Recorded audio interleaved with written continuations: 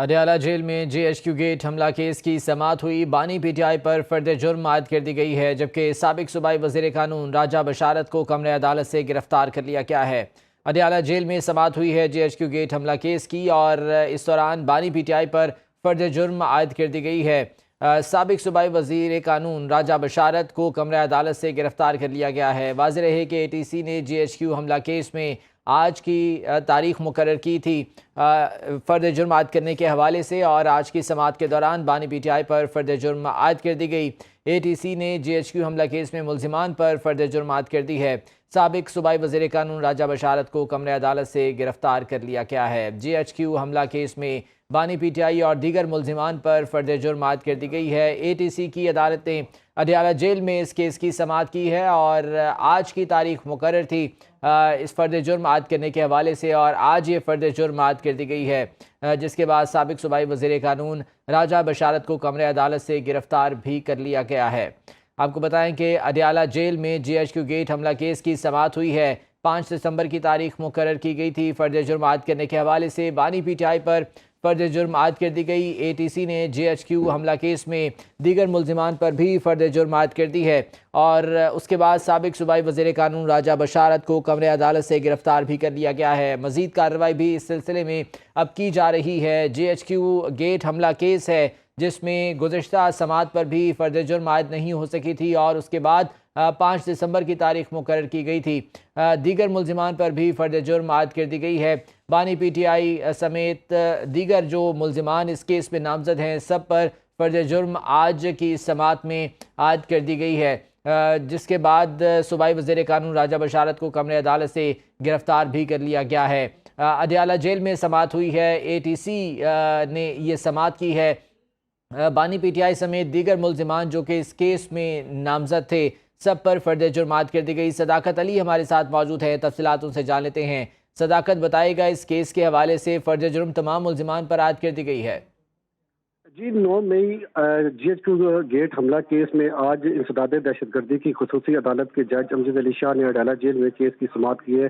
دوران سماعت بانی پی ٹی آئی اور دیگر ملزمان کی جانب سے دہشت گردی کی دفعہ 23 اے ٹی اے کی جو درخواست تھی اس پر سماعت ہوئی،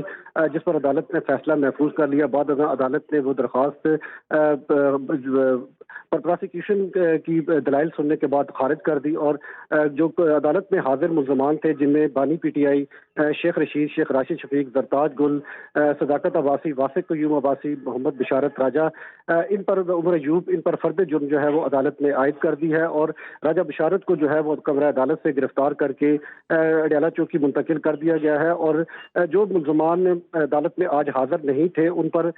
10 دسمبر کو جو ہے وہ عدالت فرد جرم عائد کرے گی۔ ٹھیک ہے صداقت، آپ ساتھ ہی موجود رہیے گا۔ بیورو چیف کامران خان ہمارے ساتھ موجود ہیں، ان سے بھی اس حوالے سے بات کر لیتے ہیں۔ Kamran, J H Q gate حملہ کیس ہے، اس کی ہم نے دیکھا تھا کہ فرد جرم عائد کرنے کی کارروائی گزشتہ سماعتوں پر مؤخر کی جاتی رہی ہے، لیکن آج بالآخر فرد جرم عائد کر دی گئی ہے۔ اب تک کی کیا پیش رفت ہے؟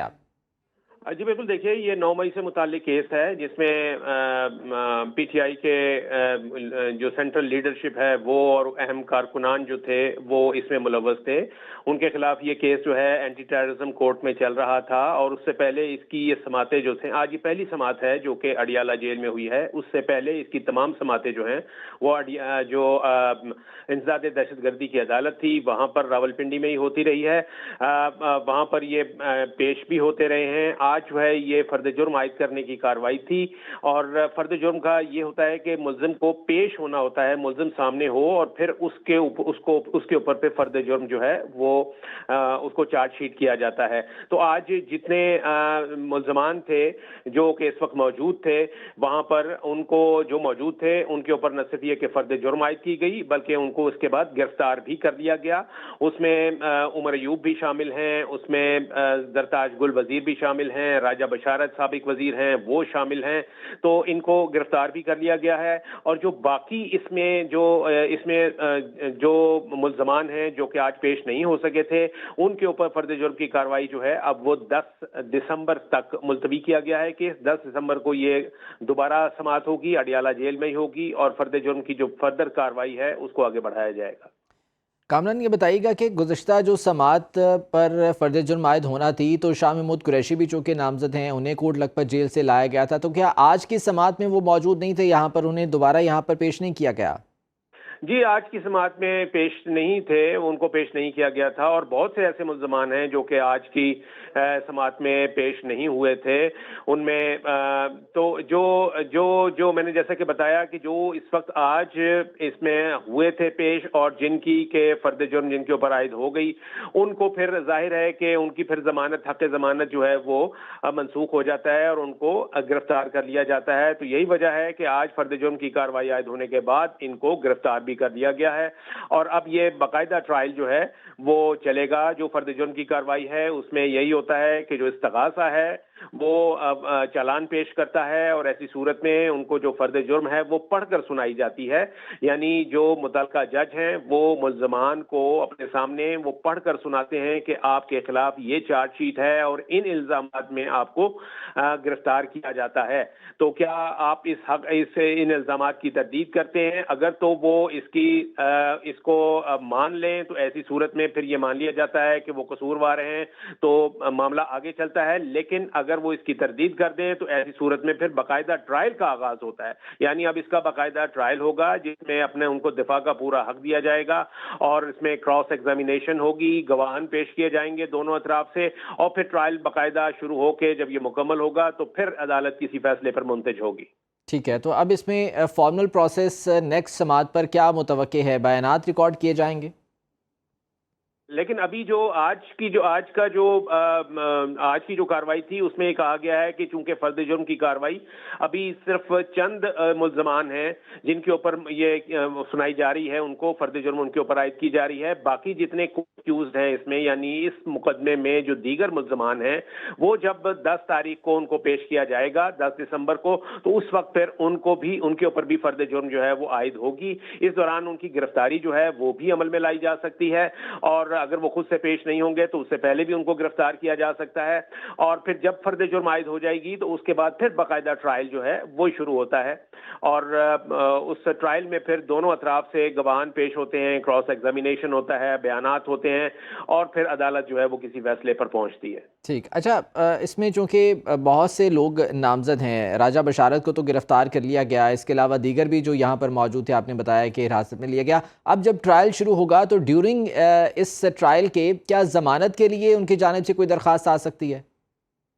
جی یہ حق ضمانت جو ہے وہ رہتا ہے، جب ٹرائل چل رہا ہو تو بالکل آپ کا حق ضمانت جو ہے وہ آپ کو حاصل رہتا ہے، اور لیکن میں یہ بتاتا چلوں کہ یہ چونکہ انسداد دہشت گردی کی عدالت میں کارروائی چل رہی ہے، اور جو انسداد دہشت گردی کا قانون ہے جس کے اوپر 780A خاص طور پر اس شق کا اطلاق ہوتا ہے، یعنی دہشت گردی کی دفعات آپ کے اوپر لگی ہوں، تو ایسی صورت میں پھر وہاں پر عدالتیں جو ہیں وہ آپ کو ضمانت دینے میں تعامل سے کام لیتی ہیں۔ اتنی ضمانت حاصل کرنا یا ضمانت پہ رہائی پانا اتنا آسان نہیں ہوتا، تو اس لیے لیکن یہ کہ یہ حق بہرحال محفوظ رہتا ہے کسی بھی ملزم کے پاس تا وقت یہ کہ اس کو سزا نہ سنا دی جائے، تو اس لیے یہ ان کا اب یہ ہوگا کہ ان کے پاس یہ آپشن ضرور ہے کہ یہ اس سے جو اپلیٹ کورٹ ہے، یعنی انسداد دہشت گردی کے فیصلے کے خلاف اگر کہیں اپیل ہوتی ہے، ہائی کورٹ ہے جو کہ ریلیونٹ فورم، تو وہاں پر ان کے پاس یہ حق محفوظ ہے کہ یہ اپنی وہاں پر ضمانت کے لیے رجوع کر سکتے ہیں۔ ٹھیک ہے، اب 10 دسمبر کو دوبارہ سے جو ہے وہ سماعت ہوگی، جو لوگ رہ گئے ہیں ان پر فرد جرم عائد کی جائے گی۔ کل کتنے افراد جو ہے وہ نامزد تھے، ملزمان تھے اس کیس میں؟ جی دیکھیے اس میں تقریباً اس میں سلسلہ جو ہے، یعنی یہ والا جو معاملہ ہے اس کے اوپر تقریباً کوئی 26 کے قریب کہا جا رہا تھا کہ یہ ملزمان ہیں، اور کچھ اس میں ایگزیکٹ فگر اس لیے نہیں ہے کہ کچھ دیگر کا لفظ جو ہے وہ بھی ایف آئی آر میں موجود ہے، یعنی